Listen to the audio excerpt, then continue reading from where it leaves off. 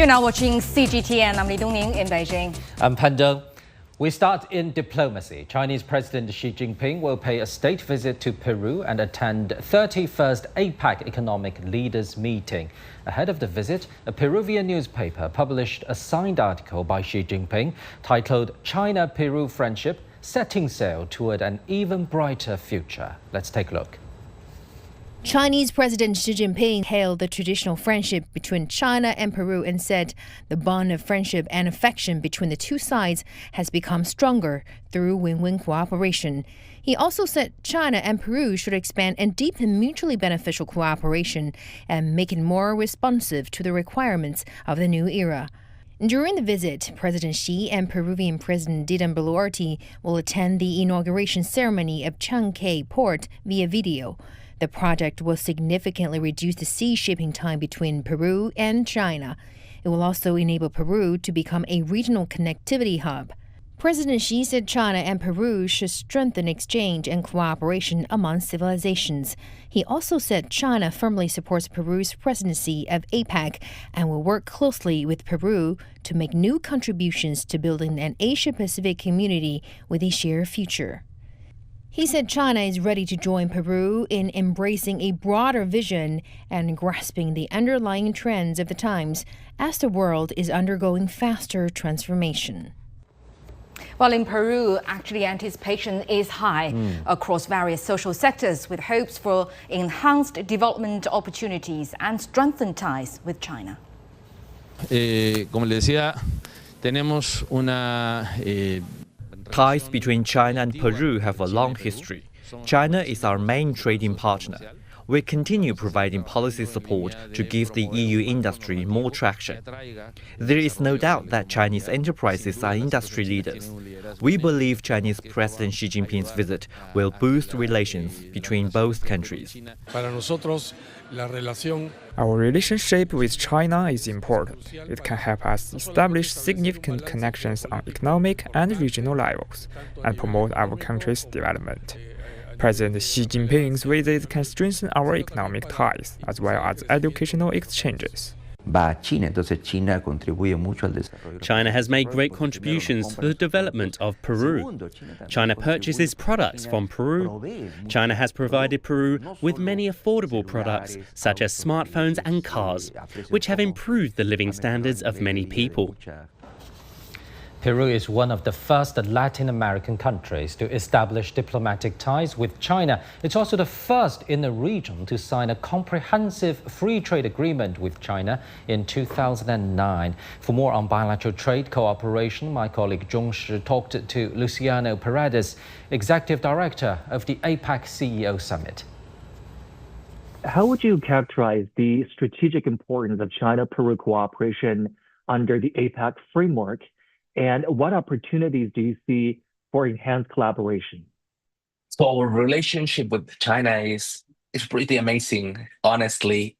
China has been our first trade partner for over a decade. We have been receiving important investments of Chinese companies in critical sectors, for example, energy, infrastructure, ports. Actually, this November, we will inaugurate the Chancay Port, brand new facility constructed by COSCO Shipping Group. It promises to change the connectivity landscape between the Asia and Latin America. We have a robust and historic alliance. Actually, Peru was one of the first Latin American economies to establish both diplomatic and economic ties with China. We have an FTA that is under revision. We are trying to modernize the terms of our agreements, and we are doing very good in that exercise bilaterally. The APEC region, it represents around 65% of the Peruvian exports annually. Half of that goes to China. So we really expect that this APEC summit will be positive to move forward and advance that bilateral relationship. And leaders from 21 economies along the Pacific Rim are arriving in Lima for the annual APEC Economic Leaders Meeting. And under Peru's chairmanship, APEC hopes to reach consensus on more inclusive trade, innovation and digitalization to facilitate transition to the formal economy and sustainable development. And key ideas are being discussed on the sidelines to address regional challenges. Michelle Bege reports from Lima.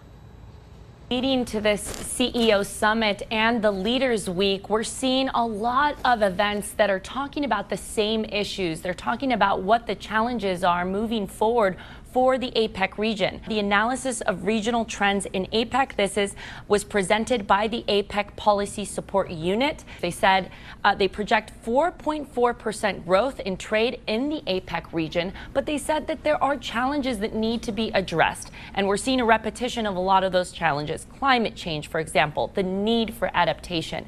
They talked specifically about the example of the Panama Canal that we saw earlier this year, problems in the operations because of a lack of water. And now it's raining again, operations are back to normal, but what do we do moving forward? How do we adapt? How do we address the climate crisis? Another issue that they talked about was in the next 5 years, electricity demand will double globally. And how are we going to meet that demand in a world with growing geopolitical tensions?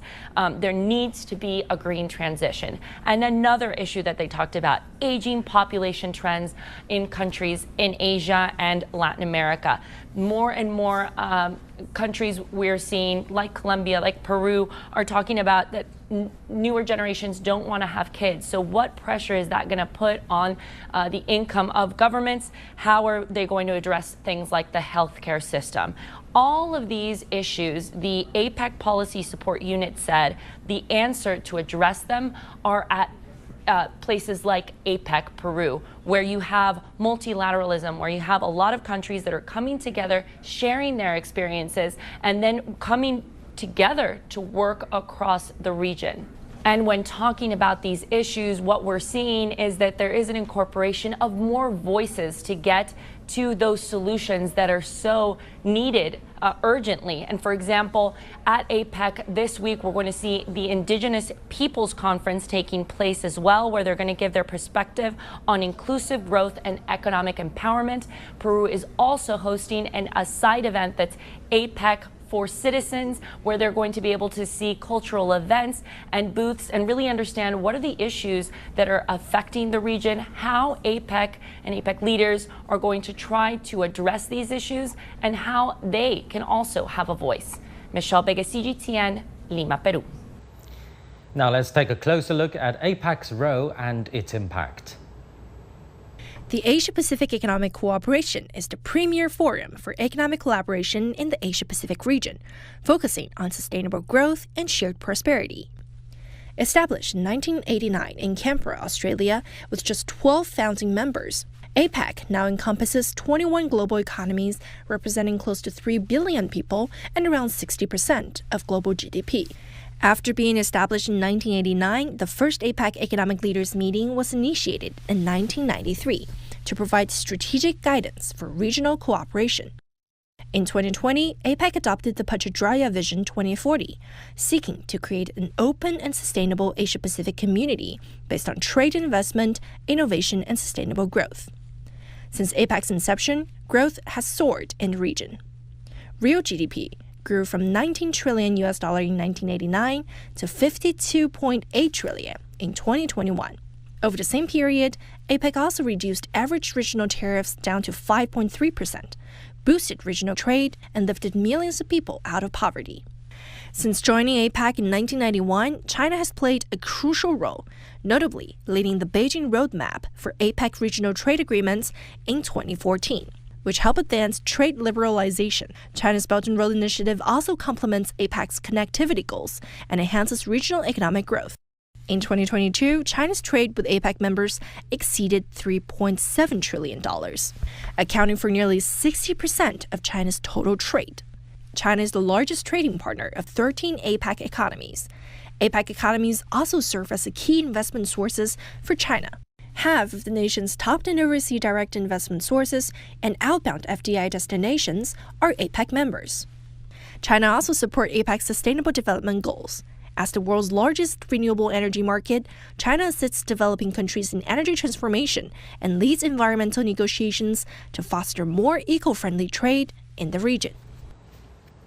And with Latin America in the spotlight as the APEC and G20 gatherings approach, CGTN presents a special series on young Latin Americans making waves in China. And today, our Yang Jinghao brings us the story of a Brazilian designer who is tapping business opportunities from China's dynamic manufacturing landscape.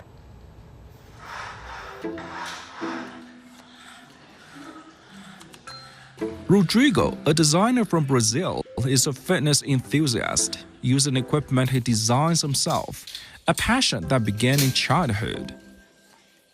I always create my own toys, and in my home I have a small box where I put a lot of different products where I can assemble, disassemble, do a lot of things. Rodrigo first visited China in 2009, which he calls an eye-opening experience. He then began collaborating with the Chinese suppliers. 7 years later, he decided to relocate to Ningbo in East China's Zhejiang province. For me as a designer, inventor, being in China is the best place where I can put all my ideas and transform into reality in a fast way and with the right cost. Here, Rodrigo focuses on multifunctional fitness equipment and kitchenware, like innovative barbecue tools. We need two kinds of knife, one short knife and a long knife. The long knife we used to use in the fire, so we can cut and be safe, right? So we developed this new, that we can use like a small knife, or we can extend and use as a longer knife. So this is very convenient. Rodrigo's business has grown steadily over the past few years. While Brazil remains its largest market, his products are also reaching customers across Latin America, the US, and Europe. Rodrigo credits much of his success to the supportive business environment. The government helped us to do business here. Like, for instance, this place that we have here, we are in an innovation zone, design zone. So the government pay part of our rent. So we have a discount here. The 41-year-old has also brought his family over to the city. So it's much better we stay as a family together. So this is one point. Another point is that because China is very safe. 3.5 years ago, we have our new baby. I like to say she's made in China, but with Brazilian design. With the teams both in Brazil and China, Rodrigo says he has a lot more ideas to bring to life and a bigger business vision.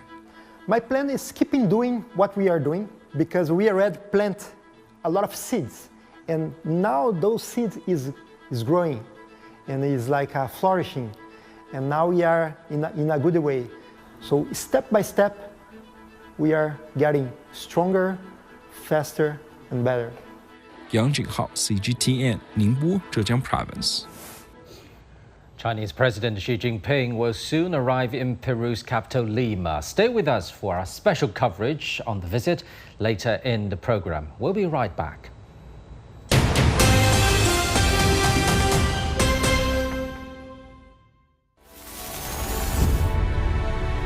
Peru hosts APEC 2024, seeking a new approach to economic cooperation amid unprecedented challenges. With the goals of inclusive trade and investment, innovation and digitalization for empowerment, and sustainable growth for resilient development. Join CGTN to find out how this agenda takes shape. APEC 2024 on CGTN.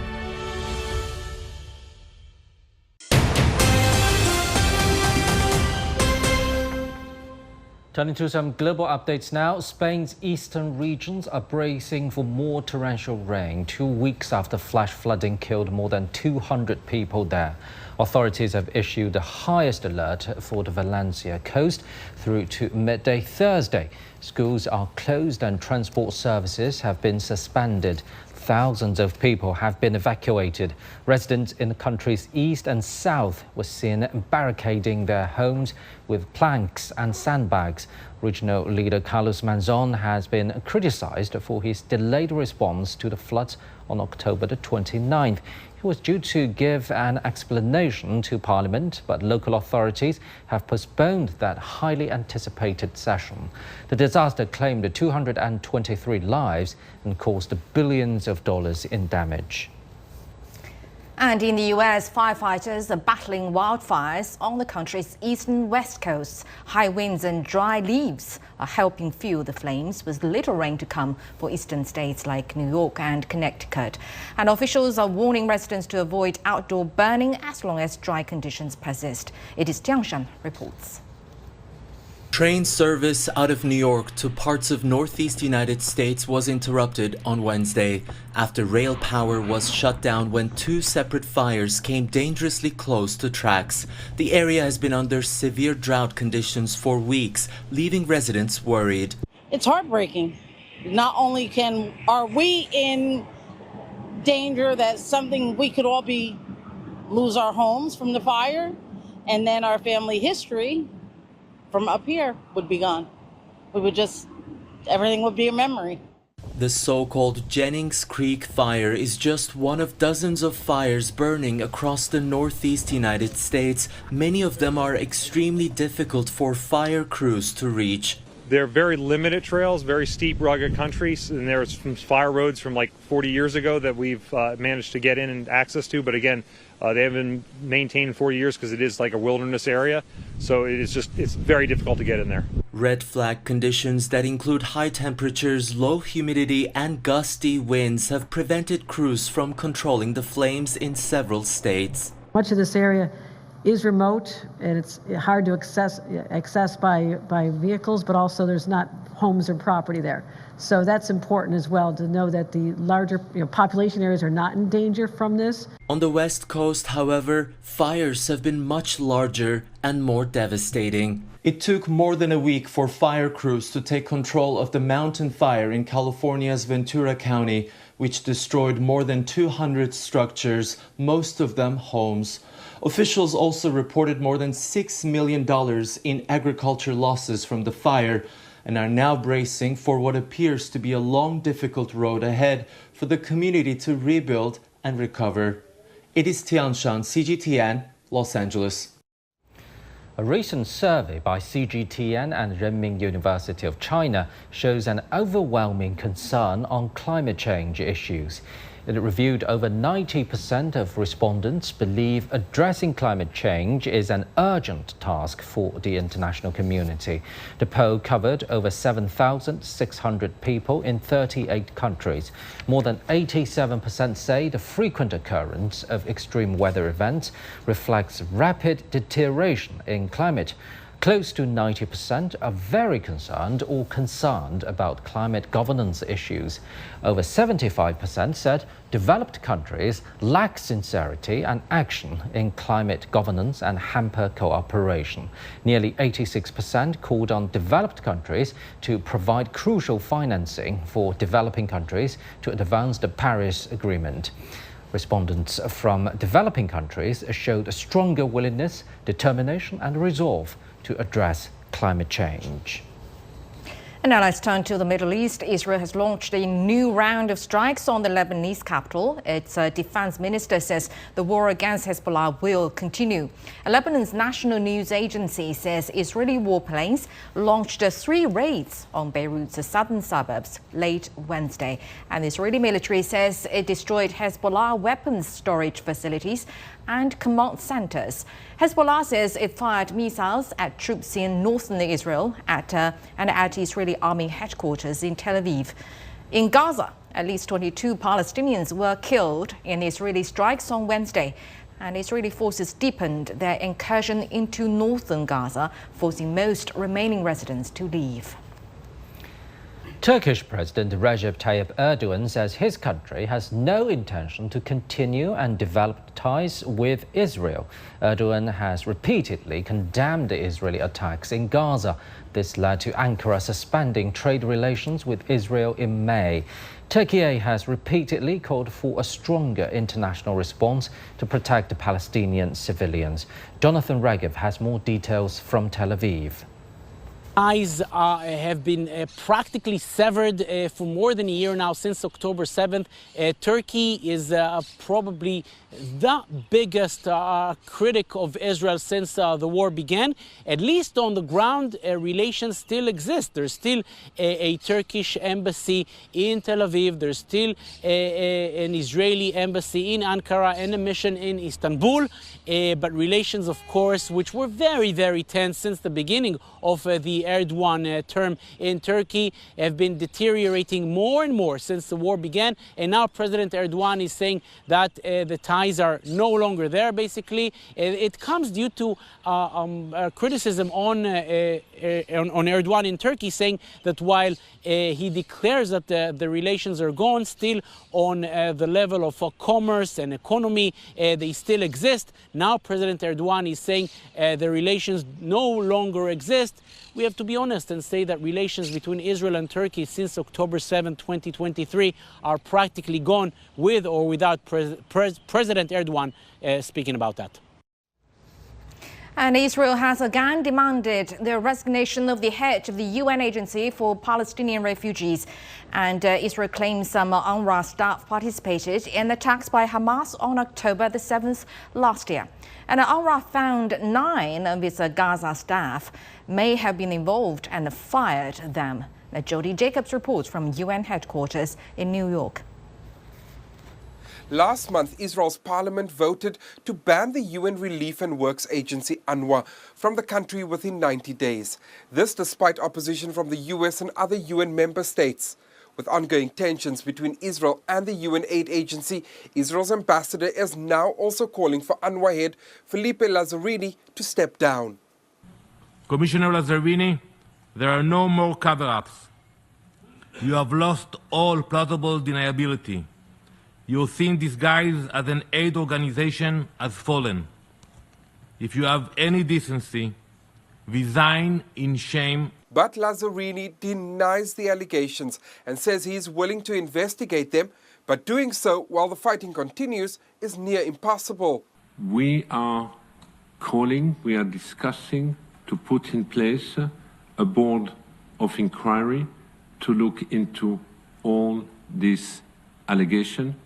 Right now, in Gaza, as we know, war is still raging.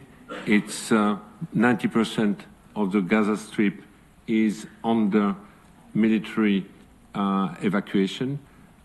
This fact-finding or board of inquiry or investigation team will certainly be able to be fully operational once a ceasefire has been reached. The UN maintains that there is no replacement for UNRWA in Gaza, as the organization is mandated to provide not only humanitarian assistance, but also education and healthcare to millions in the enclave.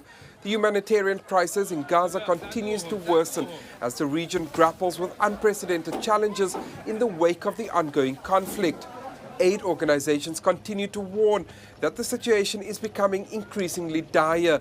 On Tuesday and Wednesday, the UN says life-saving aid to the north of Gaza was blocked by Israel.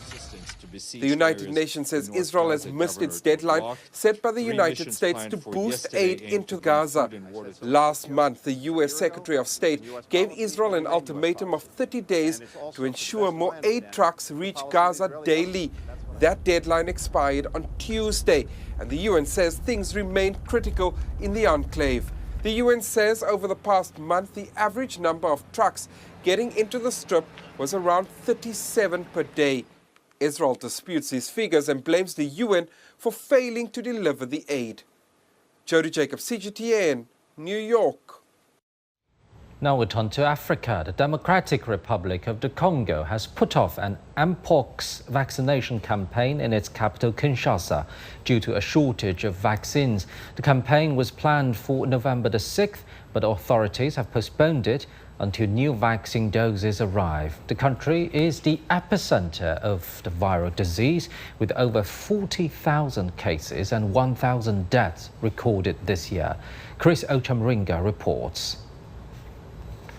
The mpox outbreak continues to spread in the DRC despite the introduction of measures to curb it. The Health Ministry launched a vaccination campaign in October in the most affected provinces in the east and western parts of the country. It had plans to roll out the campaign in Kinshasa, but they are facing a shortage of more than 180,000 vaccines. La vaccination ayant terminé pour la première phase, nous sommes en préparation. We've completed the first phase of vaccination and are now preparing for the second phase in the 6 provinces and the 13 health zones in Kinshasa, but we lack enough doses. In September, the DRC received 265,000 doses of vaccines from the European Union and the US. It used most of the vaccines in the provinces with the highest levels of cases. Japan promised to donate 3.5 million doses for children, but they haven't arrived yet. France and Germany have also pledged to send more vaccines. Officials say the delay in the arrival of vaccines has been partly caused by the administrative process. They're expecting 100,000 doses from the EU this week. Children in the DRC have been the most heavily affected by mpox. Figures from Save the Children show that the number of children in the DRC who contracted the viral disease rose from 11,000 in August to over 25,000 in November. The World Health Organization declared the mpox outbreak a global health emergency in August after cases of a deadly strain spread from the DRC to some of its neighboring countries. Chris Ochamringa, CGTN, Kinshasa, Democratic Republic of Congo.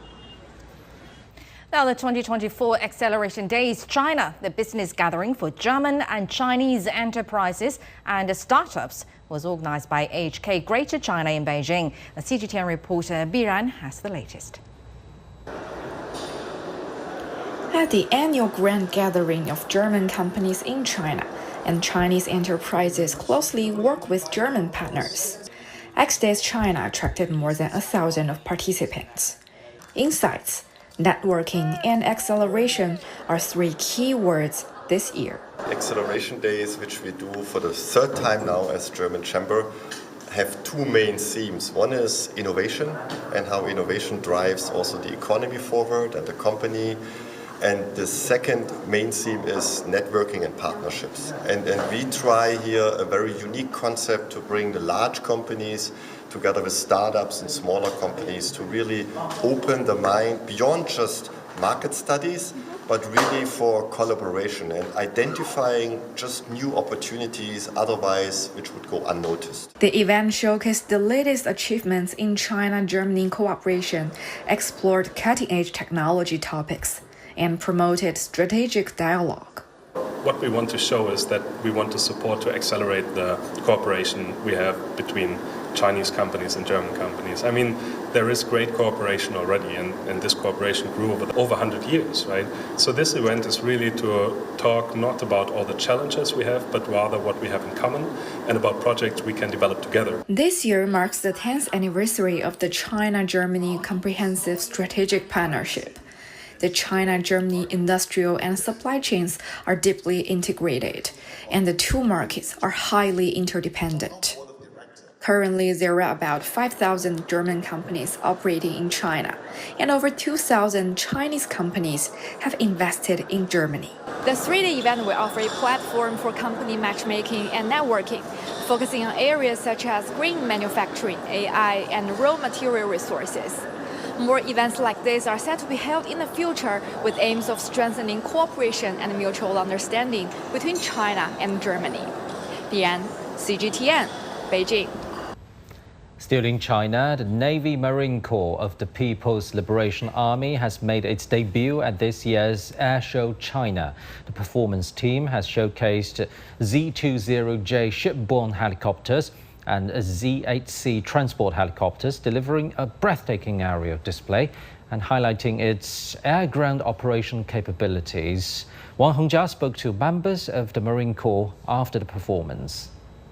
Here I am at Airshow China 2024, and the PLA Marine Corps has just finished their helicopter performance. Let's go and ask them. You've just finished the aerobatic performance. Could you please introduce the highlights to us? This is a PLA Navy Marine Corps debut at Airshow China. The aerobatic performance showed soldiers using 6 shipboard helicopters and Lynx all-terrain military combat vehicle for quick maneuvers and targeted control, demonstrating our regular training in fast combined operations. The airshow is an important opportunity to showcase the progress of our PLA Navy Marine Corps and air ground operation capabilities to the world.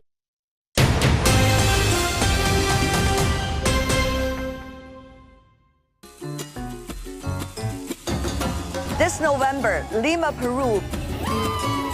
The APEC CEO Summit, CGTN's team ready to bring you first-hand insights as innovation reshape the future of the Asia-Pacific and the Global South. From the International Media Center, CGTN will bring you live coverage showcasing the majestic architecture and the rich cultural heritage of the region, illustrating the power of collaboration to drive economic growth. China's role in APEC goes beyond words, collaborating with APEC member economies to foster deeper connections between their markets and people. With APEC guiding the way, CGTN is tracking how economies are coming together around the shared goal of prosperity. Our team is in place, ensuring you get the latest updates as they happen. In a spirit of mutual prosperity, APEC is driven by shared goals and innovative partnerships. CGTN's team is working to deliver exclusive coverage of APEC 2024, where tradition meets progress and new partnerships illuminate a future of endless possibilities.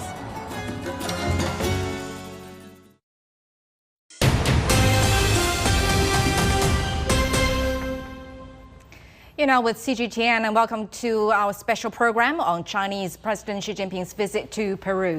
President Xi Jinping is on a state visit at the invitation of his Peruvian counterpart Dina Boluarte. He will also attend the 31st APEC Economic Leaders Meeting in Peru's capital, Lima. All right, and we'll bring you the latest coverage on President Xi's arrival in Peru, his first visit to the country in 8 years. We'll also dive into the deep interconnectivity between the two countries as important regional and global partners sitting across the Pacific, but bonded closely by the Belt and Road Initiative. Indeed, and CGTN will bring you live updates and fresh insights, so stay with us. Now, first of all, Chinese President Xi, as we just said, will pay a state visit to Peru and attend the 31st APEC Economic Leaders Meeting. And ahead of the visit, a Peruvian newspaper published a signed article by Xi titled "China-Peru Friendship Setting Sail Towards an Even Brighter Future." Take a look. Chinese President Xi Jinping hailed the traditional friendship between China and Peru and said the bond of friendship and affection between the two sides has become stronger through win-win cooperation. He also said China and Peru should expand and deepen mutually beneficial cooperation and make it more responsive to the requirements of the new era. During the visit, President Xi and Peruvian President Dina Boluarte will attend the inauguration ceremony of Chancay Port via video. The project will significantly reduce the sea shipping time between Peru and China. It will also enable Peru to become a regional connectivity hub. President Xi said China and Peru should strengthen exchange and cooperation among civilizations. He also said China firmly supports Peru's presidency of APEC and will work closely with Peru to make new contributions to building an Asia-Pacific community with a shared future. He said China is ready to join Peru in embracing a broader vision and grasping the underlying trends of the times as the world is undergoing faster transformation. For the third time, Peru will host the APEC Forum, reaffirming its commitment to global progress and international collaboration. After establishing ties over 50 years ago, China and Peru have shown a similar vision to complement their unique partnership. Peru, a country rich in ancient history and breathtaking landscapes, lies on the western edge of Latin America. Peru is the third largest country in Latin America with a population of over 32 million. Economically, Peru's backbone lies in its abundance of natural resources. The country is heavily dependent on mining for raw materials, which represented over 60% of its exports in 2023. Peru is also the world's leading producer of alpaca wool and the most important exporter of cotton textiles in Latin America. In 1998, Peru joined the APEC Forum, a move that opened new pathways to trade and collaboration with the Asia-Pacific. Today, China is Peru's largest global trading partner, both in imports and exports. In 2023, bilateral trade amounted to over 37 billion USD. This was made up of around $25 billion in Chinese imports from Peru and $12 billion in Chinese exports to Peru. Peru is one of the first Latin American countries to establish diplomatic ties with China. The relationship soon became the blueprint for China's ties with the region. The China-Peru Free Trade Agreement, signed in 2009, marked a new milestone in bilateral relations, further solidifying the traditional friendship between the two nations and deepening economic and trade cooperation. As China and Peru celebrate 53 years of diplomatic relations, their partnership continues to thrive, evolving with a foundation of shared interests and positive aspirations for the future. Now, for more insight, we're joined in the studio by Mr. Einar Tangen and Professor Zheng Gong. Thank you very much for joining us, gentlemen. So, as we just reported, China and Peru established diplomatic ties on November the 2nd, 1971. Now, 53 years on, how would you characterize this relationship across the Pacific, Professor? Well, I think this is a history of cooperation and enhanced cooperation over the years. Trade has really increased a lot. Investments also increased a lot. I think particularly against the backdrop of the China's Belt and Road Initiative, I think at a very fundamental level, the two economies are very complementary towards each other. Peru, as we see, exports a lot of raw materials to a manufacturing economy like China's, whereas China manufactured products, electronics products and other industrialized products are finding enlarged markets in Peru. I think this relationship is fundamentally based on a economic cooperation, but also I think, as President Xi's article has indicated, that cooperation exchanges in other areas at the people-to-people level, for example, are also getting more and more enhanced. So I think this is a very good example for how a country that's so many thousands of miles away from China can still develop a close relationship over time. And this relationship, in my view, with the new construction and pending inauguration of the Xiangke project, the port project, I think we're opening a new chapter where enhanced cooperation is really going to be expected. Right, and let's step back and take a larger picture of the relationship between China and Latin American countries. Einar, how do you see the significance of President Xi's visit to Peru in the whole picture of China and Latin American countries? Okay, let's zoom out, as yes. you say.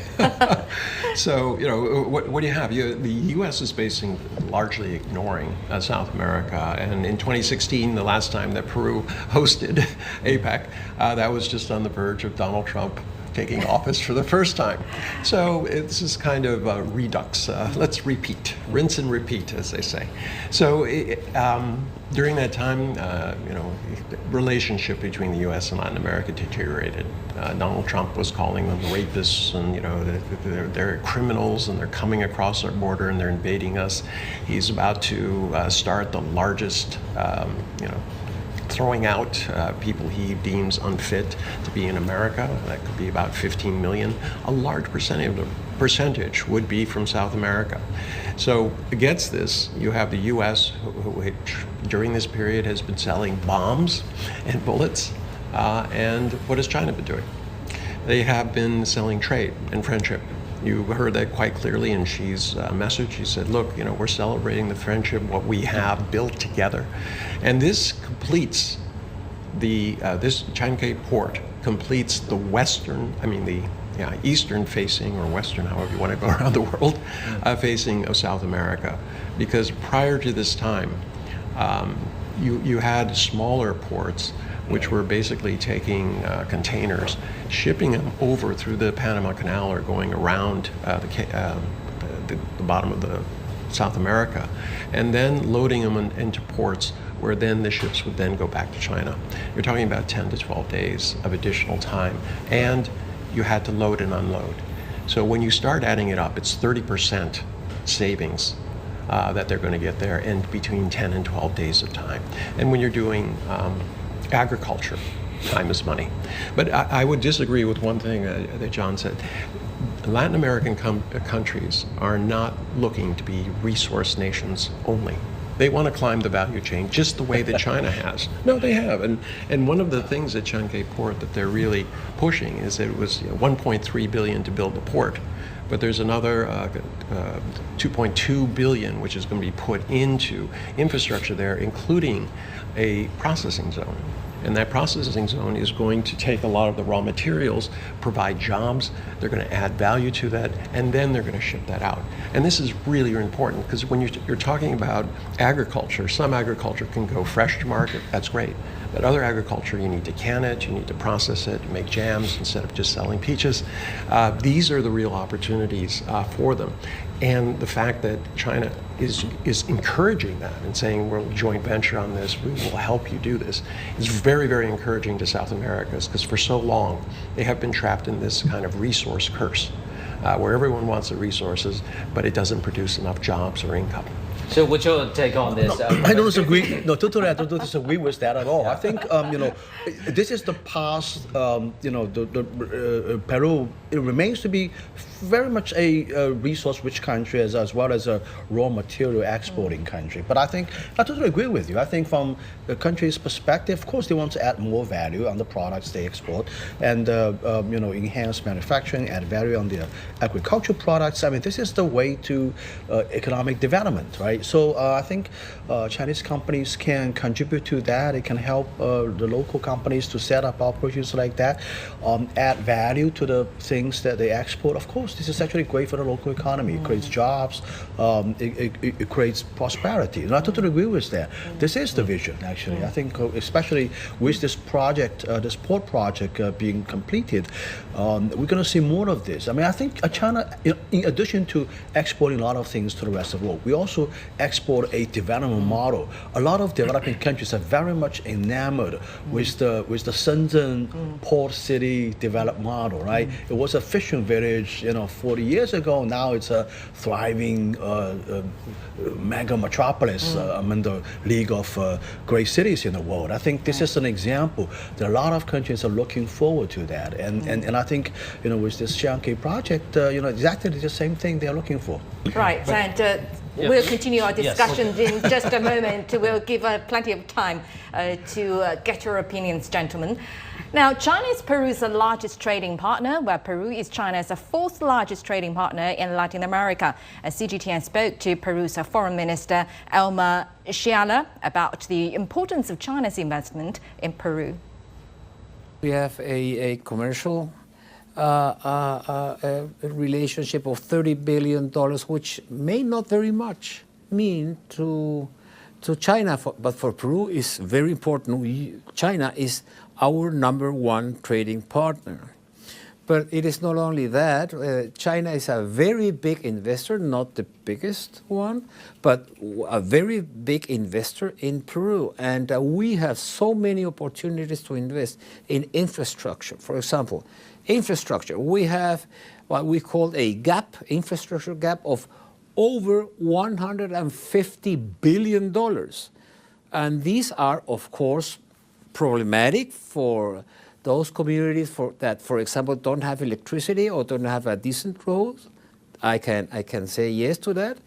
But these are also big opportunities for companies interested in developing this infrastructure which lacks that particular community.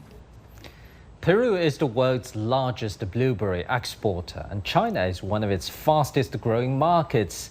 In Shanghai, Peruvian blueberries not only occupy restaurants, but also enter Chinese households with a fan base built in supermarkets. Our reporter Chen Tong takes us a close look at how Peruvian blueberries are entering the Chinese market.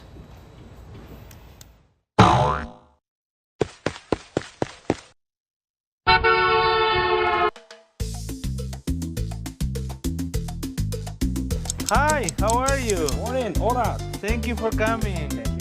This is Chef Eduardo Vargas. Blueberries from Peru. I love it. Every morning, he's receiving fresh blueberries from Peru. In 2017, he opened this Peruvian restaurant here in the heart of Shanghai. Hola. What are you making? Blueberry cheesecake. Wow. Vargas uses 20 little boxes of Peruvian blueberries every single day. What's special about Peruvian blueberry? Usually, for example, if you buy another blueberries, they're very small. This one's are huge and beautiful and sweet and delicious. A thick layer of blueberry jam mixed with cream, spread over cheesecake. My mouth is watering again. The looking of it is beautiful. It's not very sweet. It gives locals and even Peruvian expats in Shanghai an opportunity to taste the succulent flavors. Blueberries is antioxidant fruit. It's good for health, also for the eye. In after-work time, I find Peruvian fruit is starting to build a loyal customer base in supermarkets. 家里小朋友啊、老人都喜欢吃。平均一天就最少是1盒。At this supermarket chain alone, 20,000 boxes of Peruvian blueberries are sold nationwide on a daily basis. Fresh blueberries need to go through customs clearance. Once they are cleared, they are transferred to a warehouse as soon as they can. 7,800 boxes have just arrived at the Shanghai port, waiting to be delivered into the production line for repackaging.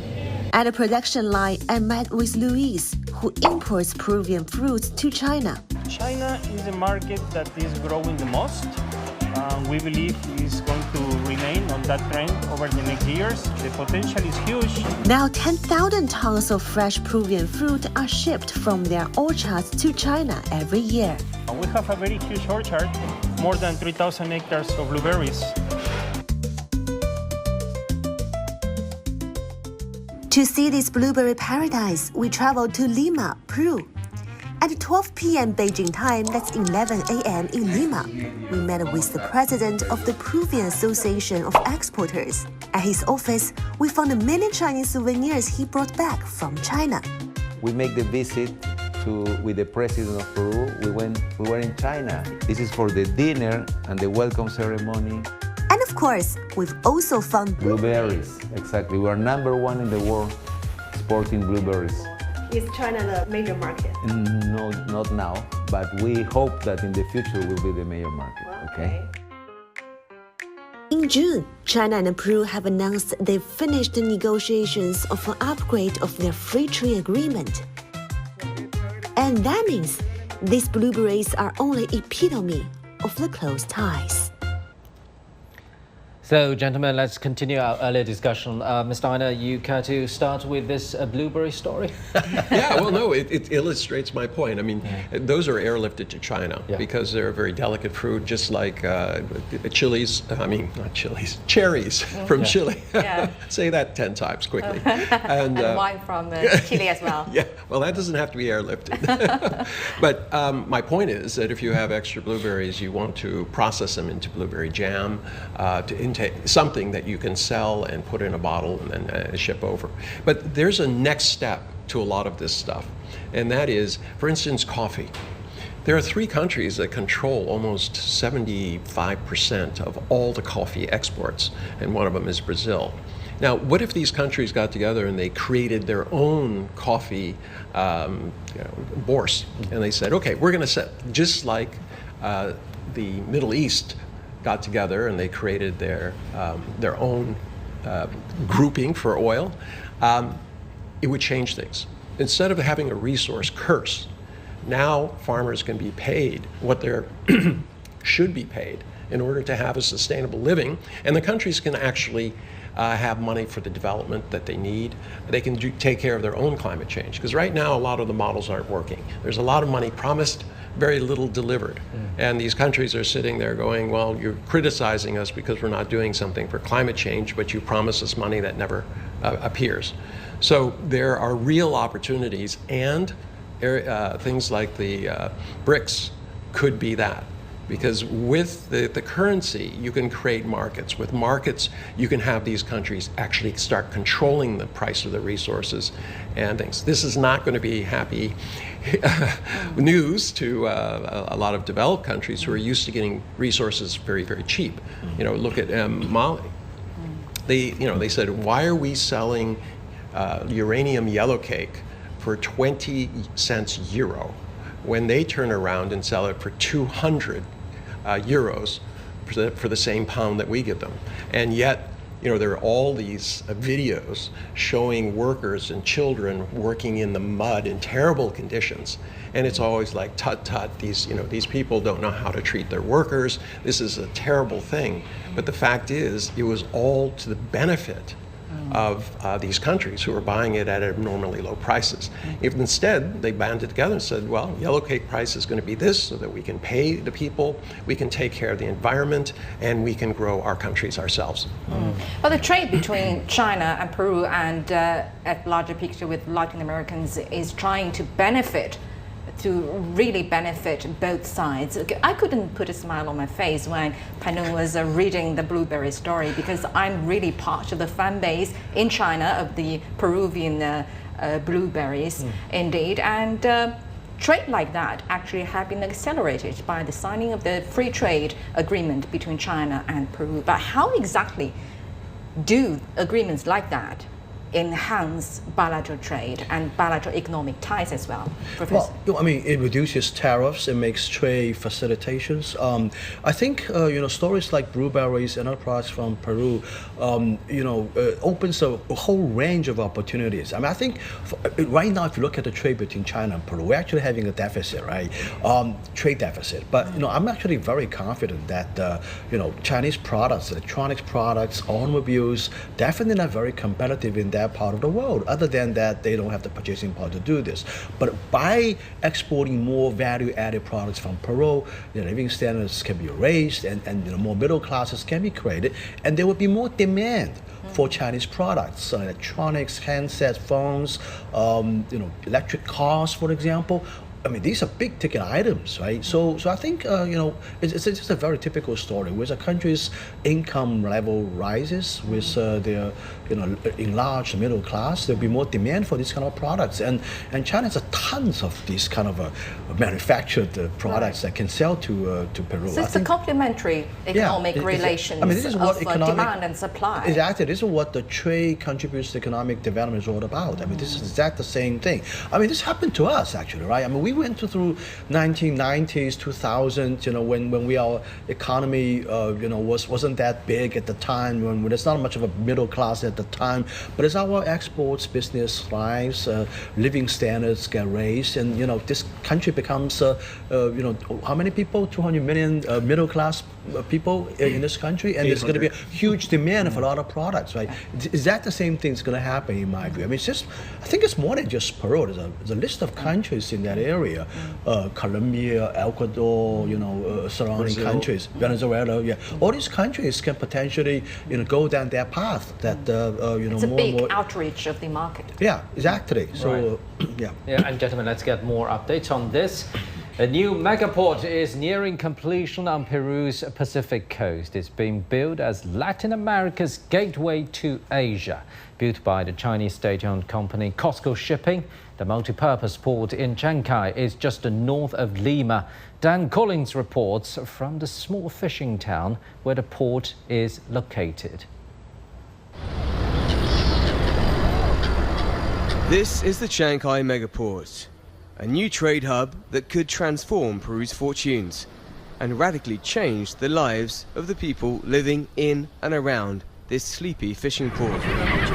After 5 years of construction by a consortium led by Chinese state-owned conglomerate COSCO Shipping, it's beginning to take shape. With little time to go before the inauguration, construction here has continued apace. Behind me you can see some of the 27 new automated cranes installed in 4 terminals here at the port, which its backers say will be the new hub for trade between South America and Asia. Once up and running, these 4 terminals will be a people-free zone. The idea is that these fully automated cranes will be directed from a control room. The port could represent a technological leap for Peru. This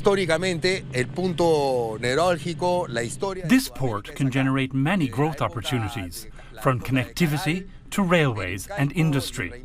Many industries and logistics companies want to position themselves here because this is going to be the center, the logistics hub of South America. The port on the Pacific coast will be the first in the region to have the capacity to dock some of the world's biggest cargo ships. Part of the Belt and Road Initiative, this colossal project is so ambitious that it's expected to dominate maritime traffic along the Pacific coast of South America. The biggest selling point is that those new routes will shave days, even weeks, of transit times across the ocean. By slashing transit times by 10 to 12 days, the Chancay multi-purpose port terminal will cut costs and make Peruvian products, from textiles to minerals to fruit and vegetables, more competitive. But it's Peruvian farmers, especially those in nearby Huaral Valley, who could benefit most. This valley is the capital of agriculture in Peru. We have almost 80% of all fruit and vegetable products. We have avocados and lettuce, among other things. So the fact that transportation will take less time gives us the opportunity to do the packing at less cost. Right now, Chancay doesn't feel or look like a trade hub. But some residents have the vision to see its potential, like businesswoman Cielo Augusto. I sell more than 21,000 loaves of bread a day now, so I'll definitely have to expand. If we have a population of 60,000 inhabitants now, after the port opens, we're predicting we'll have about 200,000 people. So this bakery business will definitely have to increase production. Trucks coming to the port will arrive here from the Pan American Highway and then pass through this 1.8-kilometer tunnel bored beneath the town of Chancay. This tunnel, the longest in Peru, will connect the logistics center to the port terminals without disrupting traffic in the town. The governments of both countries have described the megaport plan as a win-win for China and Peru. Dan Collins, CGTN, Chancay. Okay, what you're seeing now is the Jorge Chavez International Airport in Lima, and President Xi Jinping's plane is going to land very soon, starting his visit to the country and also the later attendance at the APEC summit. We'll keep you updated on that. Then let's continue our discussions with our guests. Well, Aina, we talked about the Chancay port, which is essential position for Peru and Asian markets connection. How significant, really, is it for Peru's connection with Asia-Pacific countries? Well, it's absolutely. I mean, before you had to go around, it was circuitous. You had to get down to the other side of South America on the eastern seaboard to unload your smaller containers onto a bigger ship, and then the bigger ship would go to China, generally through the Panama Canal. But even the Panama Canal. Is this only about the reduction of time and distance? Well, no. I mean, it's a direct connection. You think about the Panama Canal, who controls it, right? So now you have the entire Pacific side, which is no longer going to be held hostage in case there is, some sort of issue. They have a direct connection to Asia, basically everywhere. So this is really, really important. It changes things. It's, as I said, it's a new Western face of South America, one that is not dependent on any other nation, especially north of them.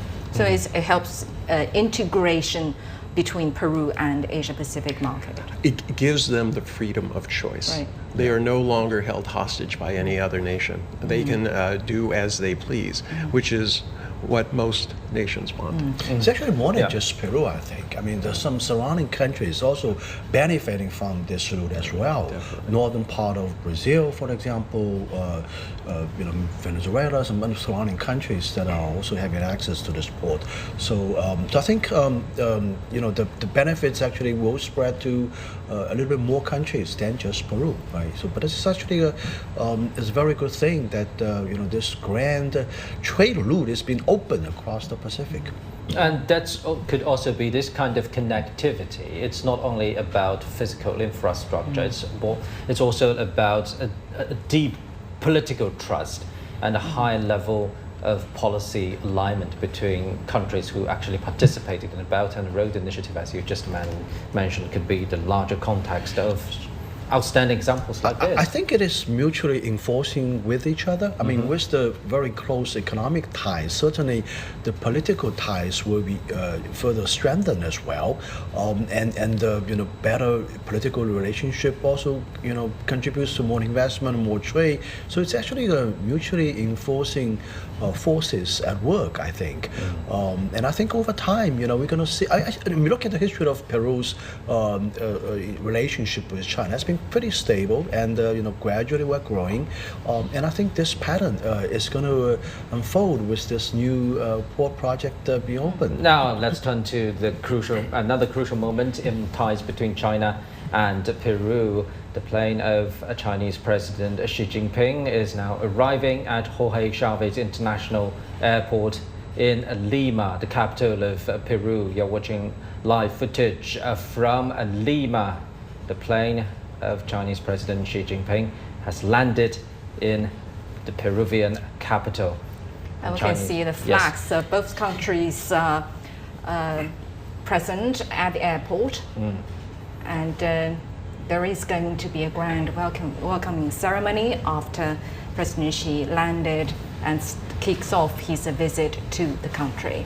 And Chinese President Xi Jinping is starting his state visit at the invitation of his Peruvian counterpart, Dina Boluarte. He will also attend the 31st APEC meeting in Peru. And President Xi's arrival comes as part of a broader effort to strengthen economic ties and cooperation between the two nations. Again, you're watching live footage from Jorge Chávez International Airport in Lima. Chinese President Xi Jinping has just arrived in the Peruvian capital. So, Professor Gong, earlier you were talking about the implication of cooperation, closer cooperation under the Belt and Road Initiative, not only between China and Peru, but could also be a regional implication when countries see a physical infrastructure, that massive, that mega, like the Chancay port itself, and more importantly, to see the role it will play in future trade and maybe global connectivity, right? Yeah, absolutely. I think it contributes to the trade between China, not just Peru, but with other surrounding countries as well. But also, I think probably will enhance trade relationship between the surrounding countries with Peru as well. There's some kind of a trade that's connected to that. The economic development is all about regional integration, and I think regional integration is premised upon connectivity, infrastructure of connectivity, in terms of transportation, in terms of other areas. So I think projects like this definitely contributes the infrastructure build out in Peru. We have seen from the footages and also from our knowledge of the country status in Peru, as also the ambassador has pointed out, that the country lacks infrastructure. I think he mentioned $15 billion. $150 billion. Wow, that's even much larger amount, 10 times of that. Yeah. So there's a huge opportunity. $150 billion of infrastructure demand. A lot of projects will be built, and with these projects being built, economic development will happen, and there will be more people, lifted out of poverty. Middle class is expanding. More demand for products from China. So it's a spiraling up growth path. Basically, right? All right, now let's turn back to Peru and talk to our correspondent there, Michelle Begge, for the latest situation there. Hello there, Michelle. Yes, hello. We are at the airport where President Xi has, we believe, just landed. We saw the plane just land, Air China, and we are here at the airport waiting for his arrival. Right, so what is the atmosphere there? A lot of excitement. We were on the bus coming all the way over here from the APEC Media Center, and when we were coming in the buses, we could see a line of flags, of Chinese and Peruvian flags. There's a committee outside waiting for President Xi with a sign that says, "Long live the friendship between Peru and China." So there's a lot of excitement from Peru here at this moment. So in bilateral terms, Michelle, what are the local people's expectations towards President Xi Jinping's state visit to Peru? I know you've been following the story very closely from there. Right, yes. Yesterday there was an article published here in Peru, and it was a letter from President Xi, which was talking about the friendship between the two countries. So that's basically what we've been hearing from a lot of people here, that they're very excited to have the world's eyes on Peru and see that China does want to extend this friendship, talk about multilateralism, promote an equal and orderly multipolar world, universally beneficial and inclusive economy, and an inclusive economic globalization. That's what President Xi was talking about in his letter to the Peruvian people, and that is something that Peruvian people really are taking to heart and are excited about. Right, and Michelle, can you tell us more details about President Xi's agenda there? Yes, well, that is still to be determined exactly where he's going to be. Shanghai port is not confirmed. From the letter itself, it was said that he will only be watching this via video transmission, but he is going to be attending the APEC Leaders Week. We are all attentive to see how he will be observing the CEO Summit as well. So this is an event that everyone is really waiting for here in Peru. All right, thank you very much, Michelle Beggar, reporting from Lima. Now let's get back to our studio guests. So, well, Shanghai Port really is indeed a very typical example of the China-Peru and China-Latin America in a whole cooperation. What experiences from Shanghai Port success might other Latin Americans get? Aina. Well, it's the development model. I mean, how many times have we been sitting here discussing this, debt trap diplomacy, right? So here's a country that has a surplus with China, that now has a new port. It's a new face. It's going to be a huge logistics center. Now, when countries see that, obviously they're going to want to. They want their own port, and it was necessary. But what's interesting about that is a lot of the big connections. So let's say China looked at the world and they said, okay, we need to connect here, here, here. And what do we need? We need rail, roads, ports. Now you're starting to see more infill. It's like you've drawn the sketch of the outside, and now you're starting to color in to make it work. And this is going to be, I think, a new feature of the Belt and Road Initiative, where they're saying, okay, we have the port there. Now is the time to have processing, get more money into the local economy. As John says, this is disposable income because their incomes rise, and now they can make choices about what they want, and China can fulfill some of those choices. So this is a positive upward cycle of economic activity. And hopefully this will put to rest this nonsense everyone's saying that, debt trap diplomacy, this is terrible, you don't want to get involved in this. Clearly, very positive. 10 years of consistent, investment has changed the world, especially for developing nations. And this isn't going to be music to Washington's ears, but certainly it's going to. And that could be called the spirit of mutually beneficial in real terms. And zoom in to Shanghai port.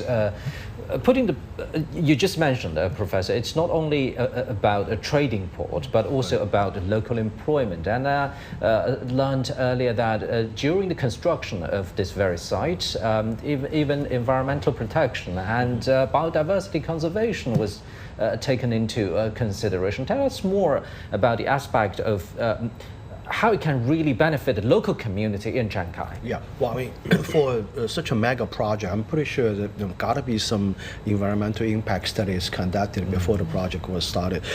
So that shouldn't be a problem in my view. Now, I do want to say a few words about the issue that Ina has just brought up. That is, U.S. concerns for that. Port is always a very special thing. As a matter of fact, there was several legislations in the United States Congress mandating the Pentagon, mandating us organizations to investigate China's expansion around the world in terms of its port facilities, construction, participation, equity stakes. And their concern is that, they're looking at this through a geopolitical prism. We have a lot of economic empirical evidence to illustrate that with these port facilities being built, enhanced trade is most likely to follow between China and host countries. Investment is also going to follow. But more than that, U.S. Washington is more concerned about things beyond just economic ties. They're looking at something called sphere of influence, for example, and even some ports are being closely investigated for the potential of serving as maybe a dual civilian as well as a defense kind of a facilities, right? The United States has a network of over 800 bases around the world, and they're asking this question whether a port can be served potentially as a base for some port call of some military ships, for example, right? But look at what happened to Shanghai right now. I don't think any of this is true at all. It's absolutely 100% a commercial operation.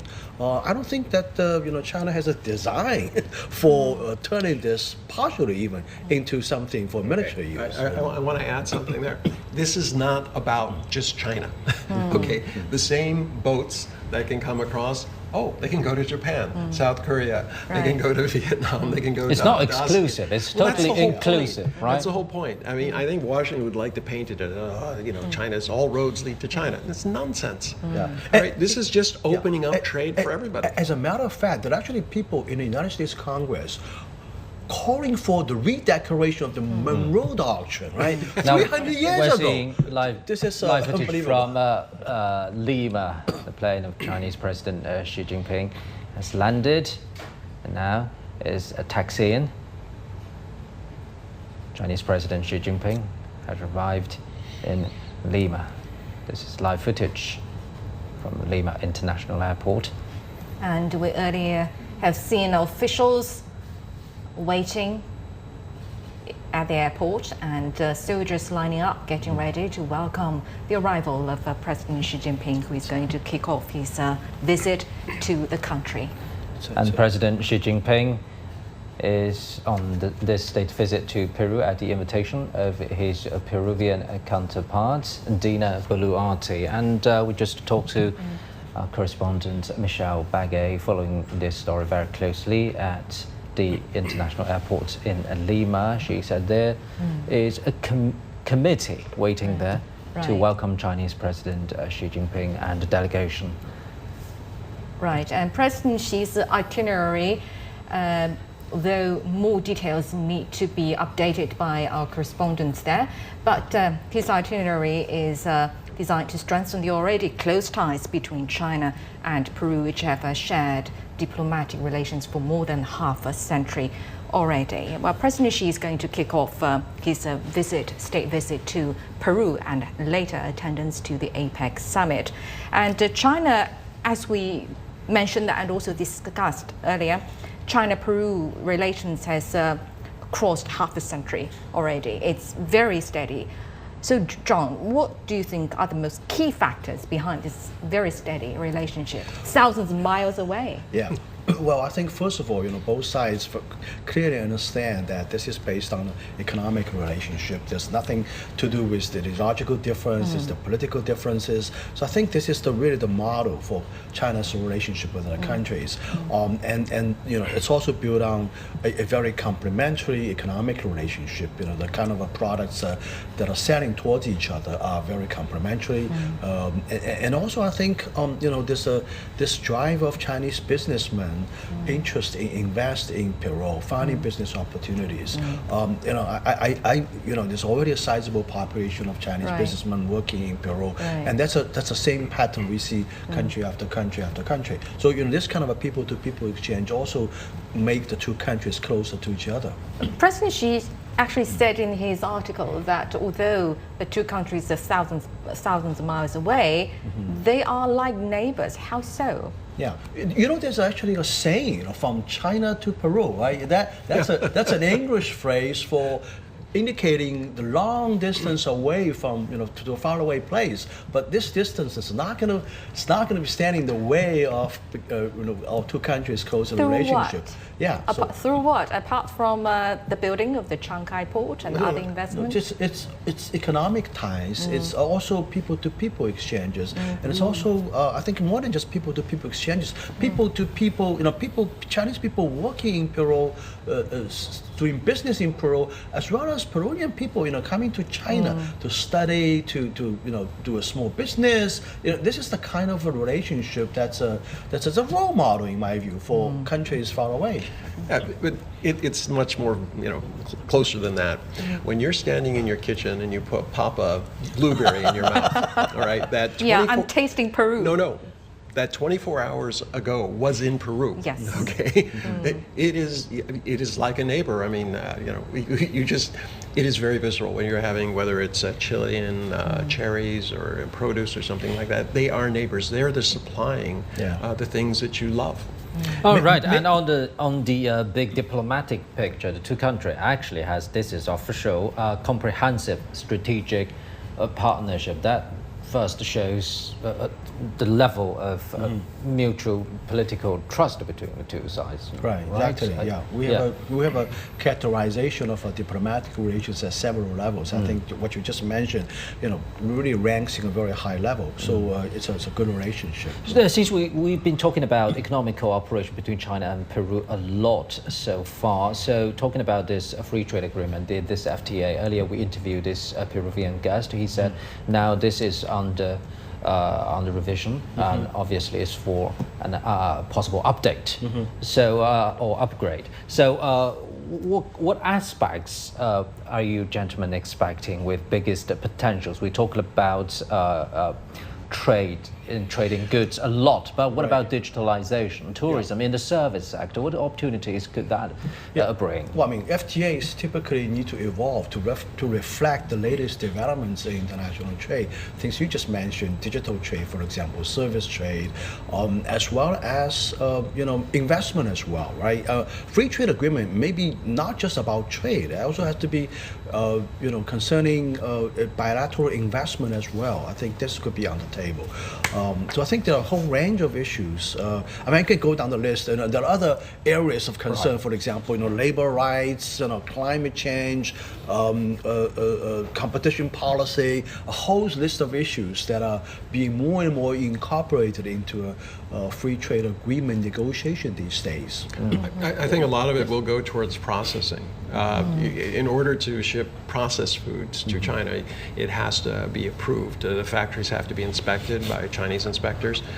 They are certified, and then they can start pushing things through. Obviously, they don't want to have tariffs on that. They want to be competitive. So a lot of the negotiations are in those kind of details. So we've been talking about the win-win cooperation between China and Peru and China and the Latin American countries. Well, this year actually marks the 10th anniversary of President Xi's proposal to build a China-Latin America community with a shared future. So how should we comprehend a shared future between the two communities which are so far away from each other? Well, it's what are being shared? prosperity, peace, little words that mean a lot to people who are living day to day. This idea that it's not zero sum, and this is the major difference right now that's being sold. You have one country that says it's zero sum and we're going to take everything we can get. And then you have another country that's saying, look, it is win-win, let's make the pie bigger and we can all prosper. And two very, very different visions of the world based on two very different ideas. In the US, we have been an empire. We take things. You look at the expansion of America. We took land from the Native Americans, and then the British, the French, the Spanish, and we asserted our dominion over South America through the Monroe Doctrine for many years, and we interfered in their things. 300 years. So it's a very, very different. China's a civilization. It tends to say, look, we're trying to manage what we have within our country. And our relationship with other countries is based on understanding that they're different, accepting and respecting those differences so that we can just continue to trade. There's no ideological component in any of this, despite Washington's attempts to say so. So since China-Peru ties is totally based on equal footing and mutual respect, so Professor Gung, eventually you got to address concerns from the other side. You earlier mentioned Peru, and also Ms. Tanger mentioned this, Peru for itself wants to climb up the value chain. So how could China help or cooperate with Peru on this, Ms. Tanger? Well, first off, you're processing, you need equipment. Yes. And where's that equipment made at the best price? China. Yeah. Okay, let's go to Lima Airport for a moment. We're seeing that the soldiers are moving towards the airplane, which has just landed at the airport, and President Xi Jinping is going to officially kick off his visit to Peru. Right, and as we just saw, honor guards are on standby, Peruvian honor guards are on standby, and officials from both Peru and China are also standing by to welcome Chinese President Xi Jinping and other Chinese officials on this state visit to Peru, and also later they will attend the APEC Economic Leaders Meeting, the 31st edition of such gathering, also held in Peru. And since we've been talking throughout this special coverage, many high expectations from both China and Peru regarding this state visit, since the two countries on this very year, 2024, the diplomatic relations has been in its 53rd year this year, and China is Peru's largest trading partner, the largest export market, and the largest source of import. And Peru is China's fourth largest trading partner in Latin America. And also with the completion of this Chancay port in Peru, a lot of people are actually expecting bigger potential to be explored in this already very strong momentum, both in political and economic terms, between the two countries. Actually, as we discussed, it helps greatly to help Peru to integrate into the Asia-Pacific region, which is very significant, especially when APEC is going to kick off very soon. And one of the main highlights of President Xi's visit is a bilateral meeting with President Boluarte. And during their talks, the two leaders are anticipated to discuss expanding trade and promoting investment and enhancing cooperation in key areas. And as we just discussed, the partnership between China and Peru has proven mutually beneficial over the years, and China has been Peru's largest trading partner and export market for decades, with significant investments in Peru's mining, energy, and transport sectors. All right, we're seeing the door is open, and President Xi Jinping is expected to show up and kick off his state visit to Peru, and high-ranking officials from Peru and honor guards are getting ready to welcome his arrival. It looks like it's a very sunny day over there. It is. It The is. weather is lovely. Yeah. With a little breeze there, we can see the. It's spring. It's spring, right? And flags of both countries are, pleasantly floating in the breeze. It seems to be a nice weather to welcome President Chinese Xi's arrival. President Xi Jinping has stepped out of the plane, starting his state visit to Peru. And he's going to meet Peruvian President Boluarte for official talks. And the two countries are expected to explore new areas in their already solid cooperation in many sectors, including economy, trade, and people-to-people exchanges. Now, China and Peru are in this comprehensive strategic partnership. Chinese President Xi Jinping is greeted by Peruvian officials at Lima International Airport. And bilateral trade actually surpassed $20 billion in recent years. President Xi's visit really signifies China's commitment to further deepening the cooperation, with both sides expected to explore new avenues under the Belt and Road Initiative, which Peru was one of the first Latin American nations to join, actually. And you're watching live footage from Lima. Chinese President Xi Jinping is being warmly welcomed at Lima International Airport, starting his state visit to Peru. He's going to meet with President Boluarte of Peru, and he's also going to participate in the Asia-Pacific Economic Cooperation afterwards, the leaders' informal meeting, and this year's APEC Summit hosted by Peru for the third time, themed Empowering, Inclusive and Growth, and aims to foster deeper economic integration and sustainable development across the Asia-Pacific region. And China and Peru relationship, especially their cooperation in very big infrastructure projects like Shanghai Port, like the very big copper mine in Peru, are typical examples of benign relationships of China and Peru and Latin American countries in the larger picture.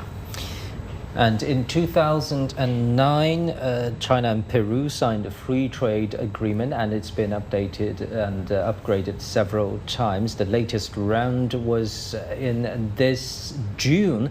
The two countries has announced the upgrade negotiations of the FTA upgrade has been completed. Chinese President Xi Jinping has arrived in Lima, starting his state visit to Peru. This is live footage from Lima.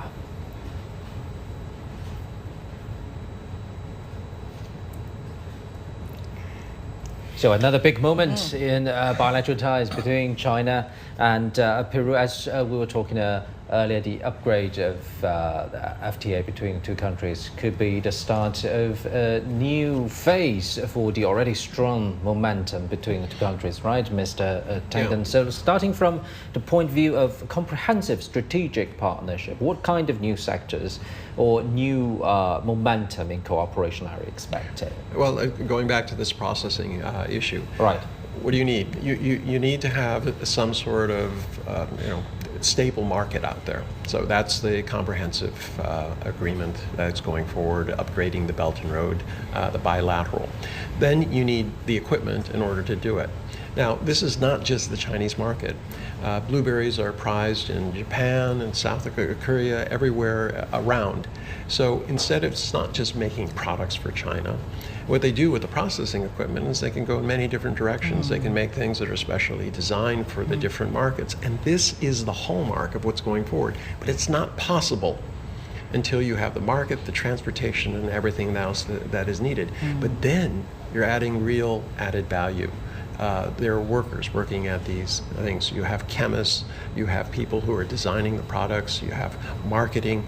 It creates this kind of very, very positive upward cycle. Right. And with these professionals, they can then turn the same skill sets to other things beyond blueberries, beyond agriculture, to minerals, et cetera, et cetera.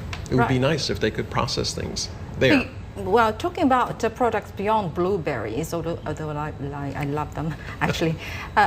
Did you bring some to share?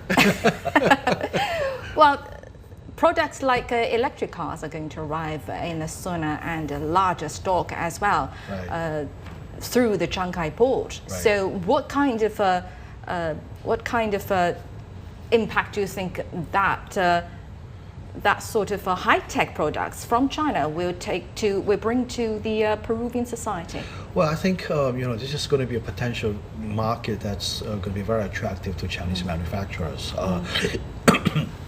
As I said, as the middle class in Peru further expands, there'll be more demand for products like this, and Chinese companies have very good, highly competitive products, also very competitive priced products. So I think there's going to be a market for products like this. So I'm not worried at all about the trade deficit. If you look at the bilateral trade between the two countries, we have tons of products that are going to be in demand as we move forward in the future.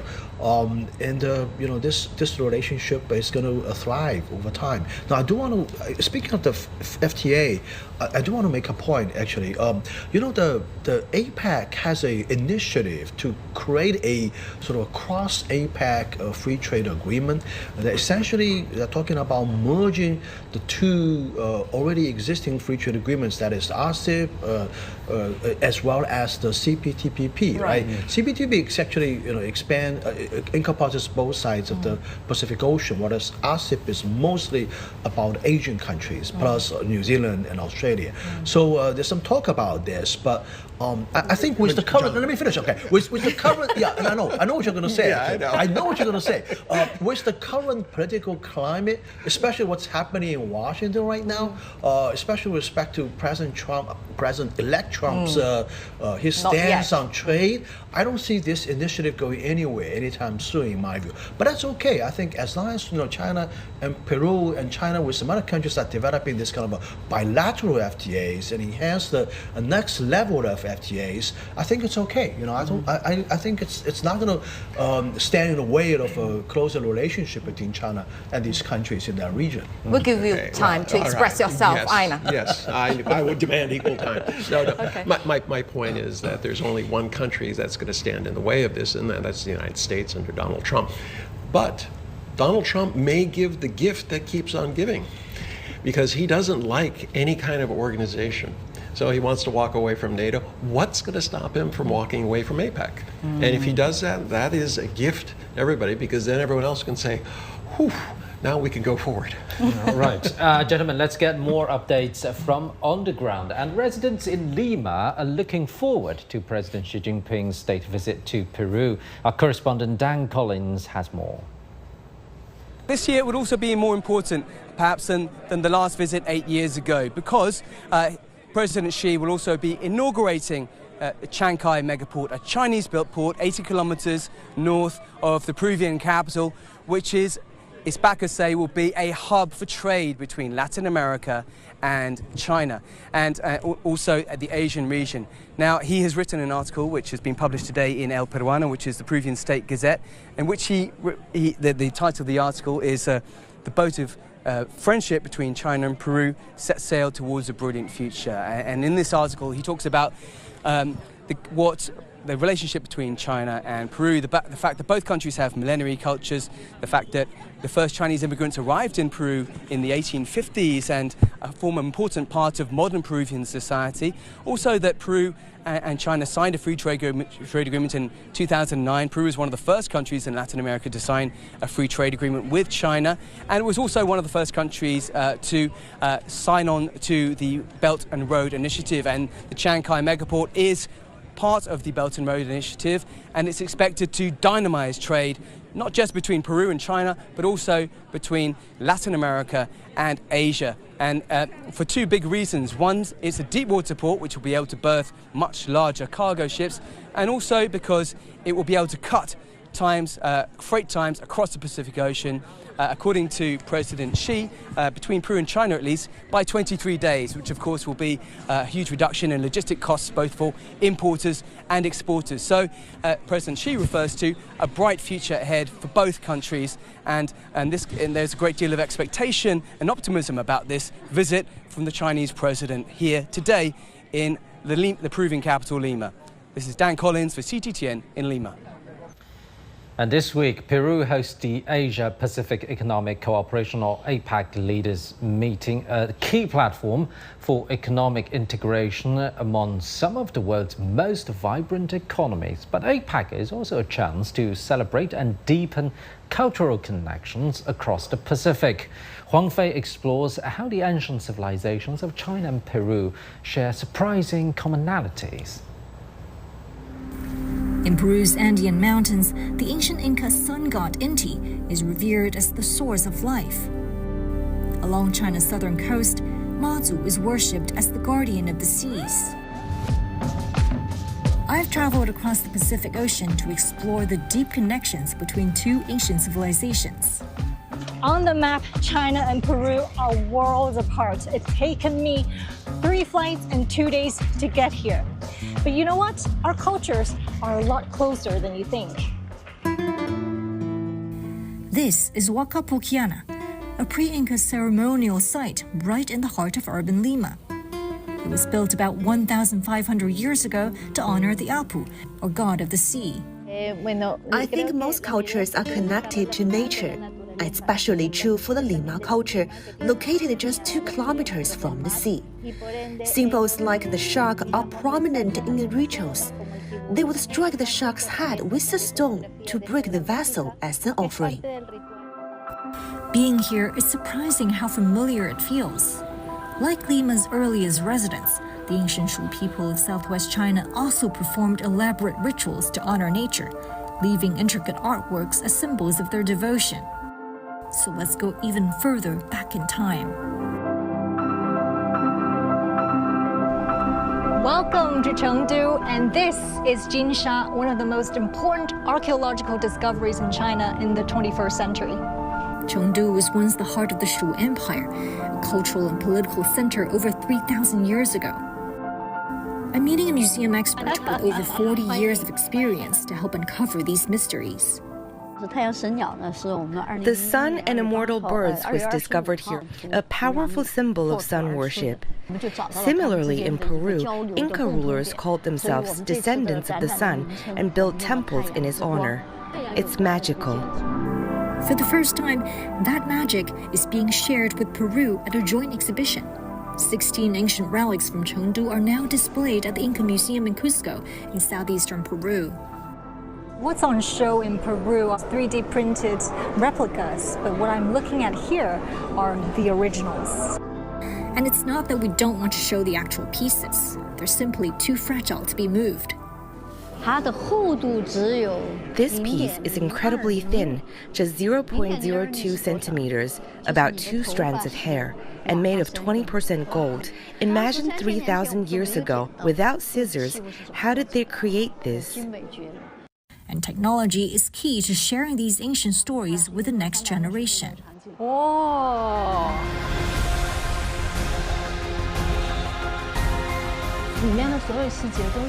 Every detail, from clothing to plant and animal species, is based on excavation reports and verified by experts. This is a light, portable approach to enhance traditional exhibitions. Back in Lima, I'm discovering a different kind of storytelling, one that's woven into the very fabric of the Andes. Clara Suyo from Peru's southern basin is proud to showcase her heritage at the APEC meetings. This textile reflects the songs of journeys along the riverbanks. Our textiles are passed down from the Inca times. They are deeply connected to Pachamama, our Mother Earth. In the age of climate change, people everywhere are looking to revive their connection to Mother Nature, much like the ancient peoples of Peru and China did. Having explored the colors and stories of ancient civilizations, you realize history isn't just behind us, it's part of the path forward. As Peru hosts APEC this week, leaders from Asia Pacific are envisioning a shared future with open trade, innovation, and a greener, more sustainable world. So next time you look at the sun or gaze upon the ocean, think about how far we've come and how close we still are.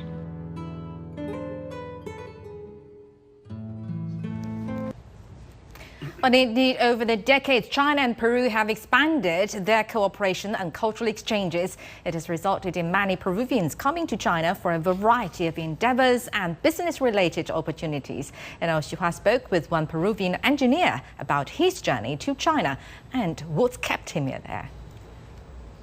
Hi, Luis. Hola, amiga. Hola, amigo. Amiga. Amiga, okay. Amiga was the first word Christian Vireta uttered when we met, mirroring the warm greeting that Chinese people often extend to their friends.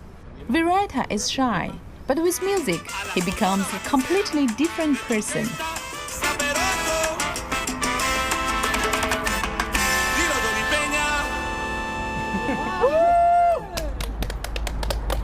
I am from Peru. That is a country in Latin America. It's really far, far away from here. So what sparked your interest in coming to China to work and live? Actually, during my last year in my uni in Spain, I did an exchange program here in China. So it was in Hangzhou City for the Zhejiang University.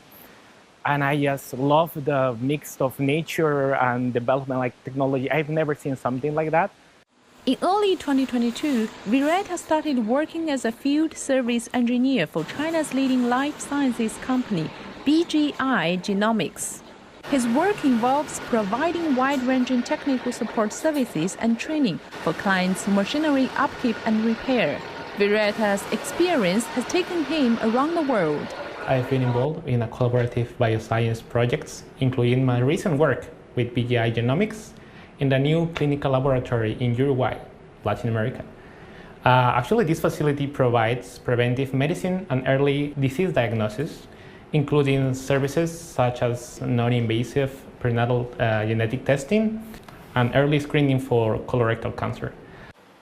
The Peruvian says cooperation between China and his home in bioscience has grown stronger over the years, with both countries benefiting from the exchange of resources, expertise, and technology. China's leadership in biotechnology and Peru's unique and abundant biodiversity make this a powerful partnership, especially in advancing healthcare and early disease detection. We are seeing increased collaboration that allows both countries to tackle public health challenges through cutting-edge research, technology, and innovation. Both Lima and Shenzhen serve as hubs of innovation and opportunity, where individuals constantly strive for progress, embrace change, and welcome fresh ideas. Vireta adds that the similar blend of natural charm and urban vitality makes both cities feel familiar, comforting, and intimate, despite their geographical distance. Xu Hua, CGTN, Shenzhen. All right, now let's get back to our guests for more discussions into bilateral relations between China and Peru. John, we mentioned China and Peru established diplomatic relations 53 years ago. Actually, President Xi, in his written speech upon his arrival, he dated that relationship much earlier. More than 400 years ago. It all started with a boat. Right. We call it a boat of China, but otherwise known as the Manila Galleon. I think this happened during the 16th century. At the time, the Spaniards conquered the Philippines and they controlled Manila. And in my view, they started the world's first global trade. At the time, the trade is all about silver and silk. They would get silk from coastal areas of China and then ship it to Manila and put on these gigantic ships called the Spanish galleon. We were built with the big trees in Philippines, and then the stuff would be shipped across the Pacific Ocean. The Spaniards discovered a secret trade route, a sailing route across the Pacific Ocean, and it would be shipped to Mexico or Peru, and the silk products would be transported over horsebacks to the other side of the continent, and then we'll be, put onto the treasure fleets back to Madrid, back to Spain. So it's actually really a very long trade route, right? Now the ships come back to Manila will be loaded with silver, and silver is in big demand by the Chinese at the time. So this was actually, in my view, the beginning of a global trade. So during that time, there's already this interaction between China and Peru, and this is what President Xi is talking about. The Spanish Galian trade centered with the hub in Manila. And it was 400 years ago. Right, that's the historical aspect. That could be called the origin of this long-lasting friendship between China and Peru. Still focusing on President Xi Jinping's written speech upon his arrival in Lima. In that speech, he mentioned that he's looking forward to meeting with Peruvian President Dina Boluarte and expected to talk about bilateral ties, practical cooperation in various sectors, and exchanges on global and regional issues of common concern. What are you looking to this time, Mr. Tandon, regarding this? This goes back to what we were talking about before in terms of coloring in. All right, you have the broad framework of all these ports and things like that. Now you need to have processing, you have to have joint development. One of the things that's very different about China from the US and Europe is China is willing to share IP and jointly develop it. Whereas the US and European model is we develop it, you buy it from us. We seek rents from the IP. But that's kind of excludes a lot of these countries. And you don't want to have a world which is further divided than it already is by those who have the IP and those who don't. Because there's a saying, in the future, those who don't have IP will serve those who do. So China has a very different model. Once again, sharing out there. So when you start talking about practical things, it is about how do you set up these processing centers? How do you start building value in your country? How can we help you with the digital revolution, and not only as rent seekers, but as co-developers? And more importantly, we know on the global stage, China and Peru are all members of the global south, or sometimes we say developing countries, though the two countries are actually in different developmental stages. And for more on this, let's cross live to our correspondent Jim Spellman, following this very closely, also from Lima. Hello, Jim. Bring us up to date. He may fit in at the White House. Some talk he may fit in some reason to go back to Europe. All right, we'll talk to Jim a moment later. All right. So yes, Ms. Diana, earlier we were talking about the two countries, China and Peru, are all as members of the global south. Now, in this context, what could be the common concern they need to address? Of course, in the bilateral diplomacy, and also let's remember this multilateral occasion, which is the APEC Economic Leaders Meeting. Well, the elephant in the room is literally the Republican elephant up north. Both are overshadowing this. Well, I shouldn't say that, because the opening of this port actually is monumental, because it is the apex of showing exactly how the Belt and Road builds infrastructure that leads to further development and growth in economies. But what does Donald Trump think about all this is what everybody is saying. We're starting to see his cabinet picks come out. They tend to be very, very hostile towards China, at least in their rhetoric. And he's already saying he doesn't like NATO. He doesn't like any group that the U.S. is part of. He's from day one, Paris Climate Accord, out. All right, he's said all these things. The question is, will he withdraw from the APEC? And as I said earlier, I do believe this would actually be a gift, because taking them out of the equation would make it easier. You saw that already with TPP, which the U.S. had been engineering carve-outs for its larger tobacco and pharmaceutical companies that basically said, okay, if we sign on to this, you have to do X, Y, and Z. And this was under Obama. He comes in, he says, we're out. And they took all those provisions out. And that has been one of the unifying factors of that particular trade agreement, as TCPP. So this could be another situation where you see that happen. And if it does, I think it's to everyone's benefit, except perhaps Washington. Professor Gong, would you say that's exactly the point of a multipolar world instead of a unipolar one, right? Because, you know, for the common cause, for any meaningful human development, you got to work with each other. No country is an island itself, right? Well, I think in President-elect Trump's view, you know, he doesn't see these the benefits to the United States from these multilateral organizations, international organizations. He views them as mostly freezing the United States. Look at the trade picture.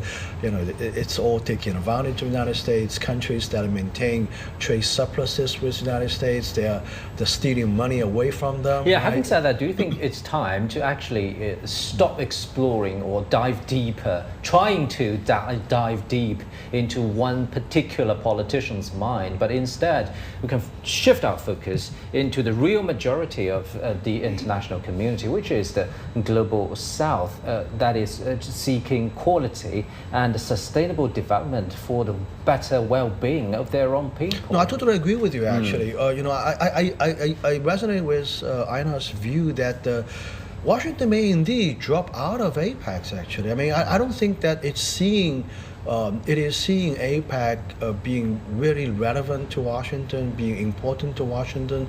You know, what is the purpose from Washington's perspective of this organization, you know, talking about cooperation across the Pacific Ocean? You know, he's talking about America first, right? So it will be interesting to see who will be participating in APEC this time, and it will be interesting to see, I guess it's Joe Biden's going to come? Maybe let's get more information from on the ground. Right. And let's bring in our correspondent Jim Spellman once again at this APEC CEO meeting in Lima. Jim, what do you have for us? Yeah, the CEO summit underway here. This is an opportunity for political leaders and business leaders to come together. And I'm joined by Luis Miguel Castilla, former Minister of Economy and Finance here in Peru. Thanks so much for joining us. Let's start with the themes of APEC this year. Empower, include, grow. We know that Peru has been focusing on innovation, digital transformation, sustainable development. Talk about the importance of those priorities. It's very important because Peru has been a country that has actually grown because of trade, and it needs to actually upgrade its export basket by adding innovation and facilitating trade further. So being the host of APEC for the third time is a great opportunity to host countries that are like-minded, that bet for trade and openness and investment. And it's very important that this is beneficial for all society. So I think the theme of inclusion and of formality, which is something that Peru has put in the table during the APEC presidency over the past year, has been quite important, so that it's more shared prosperity and not benefiting a few. And this is one of the issues that has been a landmark of Peru's current presidency of APEC. Now we have a sort of informal economies and formal economies. One of the priorities of Peru has been to bring those two together during APEC. Do you feel like progress is being made on that front? Well, it's a long-term process. Let's recall that 3 out of 4 workers are informal, and about 60% of the economy is informal. But I think if one looks at the digital economy and what looks at as a requirement for SMEs to export to foreign markets, being formal is a requirement. And I think we have very good examples, such as in the agro-industrial sector, that has pursued different policies geared towards catering to the world markets, and that has formalized that sector.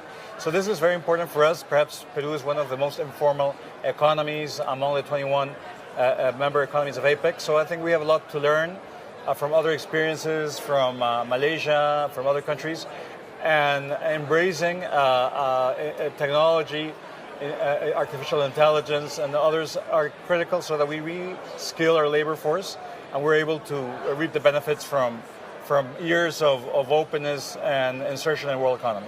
Let's turn to Asia. Peru has certainly leaned into relationships in Asia to grow its economy. Talk about how important specifically the relationship with China has been in that.